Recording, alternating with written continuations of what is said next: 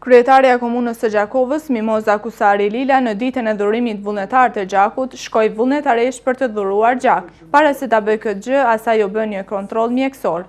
Ajo tha se nuk është hera e parë që dhuron gjak. Sot është dita ndërkombëtare e dhurimit të gjakut, e dhuruesve të gjakut. Unë jam dhuruese e rregut të gjakut, kam edhe kartelen e cila e shënon çdo vit dhurimin e gjakut.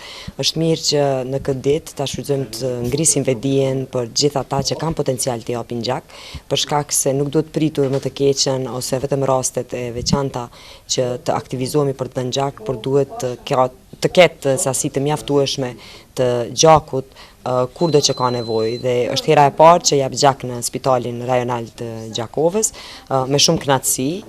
Uroj e shpresoj të mos ketë nevojë askush, por megjithatë është një shaj dhe një formë e cila e tregon solidaritetin njerëzor, dhe i bëj apel gjithëve që kanë mundësi, janë të shëndosh. Dhurimi i gjakut është një element i cili edhe ripërtrin organizmin dhe gjithashtu nuk ka asnjë efekt negativ.